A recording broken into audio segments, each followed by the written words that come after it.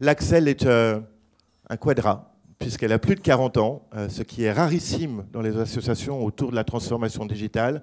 On n'est pas la Xème association du CAC 40 ou des pure players à imaginer la transformation digitale. Nous créons les conditions du succès de la transformation digitale. Pourquoi ce baromètre? Nous avons fait le constat à l'Axel, évidemment, que le digital est un levier important pour la croissance et globalement pour les entreprises françaises, les PME et les ETI, et on pense qu'elles n'en tirent pas encore pleinement profit. Et c'est un paradoxe, parce qu'on le sait tous, beaucoup de data, beaucoup d'études nous le montrent, les Français utilisent massivement Internet. Et d'ailleurs, selon l'OCDE, les entreprises françaises n'ont pas le même niveau de maturité. Et la France est en partie en retard par rapport à ça.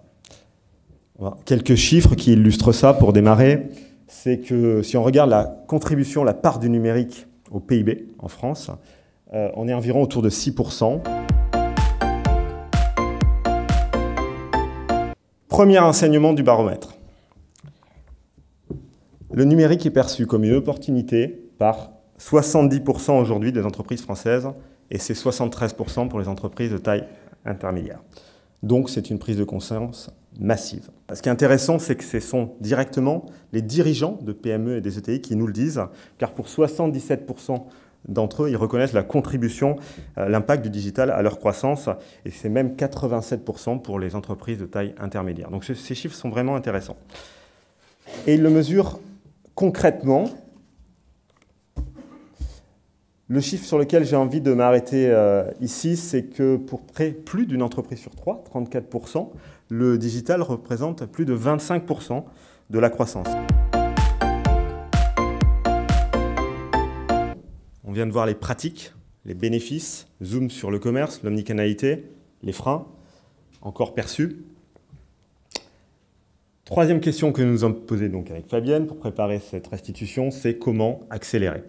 Alors pour ce faire, nous avons identifié, isolé, un groupe de Digital Champions à la française. Pour 93% des PME, et donc pas des très grosses entreprises, 63% d'entre elles ont une taille d'entre 20 et 49 salariés. Ce ne sont pas non plus des entreprises, on va dire, toutes neuves qui se sont créées ces derniers mois, puisque 2 tiers d'entre elles ont été créées il y a plus de 15 ans. Ce sont plus massivement des entreprises de commerce qui vendent à la fois des produits et des services et qui ont notamment pour particularité d'avoir une clientèle plus diversifiée et plus internationale, qu'elle soit européenne ou internationale au sens large.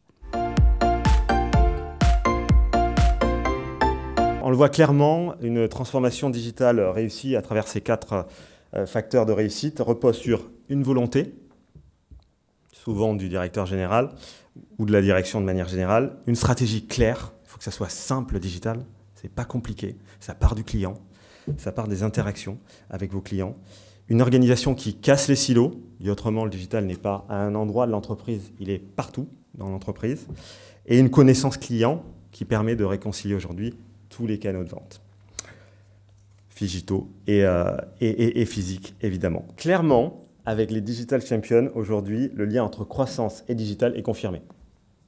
64% des champions du digital étaient en croissance en 2018, soit 19 points de plus que la moyenne.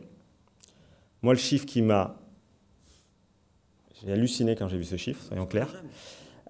C'est le chiffre de droite, c'est qu'aujourd'hui, quand on leur pose la question, 100% d'entre eux prévoient d'être en croissance. Donc il y a une vraie confiance en l'avenir. Et enfin, le baromètre montre que ces champions du digital ont 2 fois plus de chances, 2,2 pour les matheux, d'être en croissance que les entreprises qui n'ont pas entamé leur transformation digitale.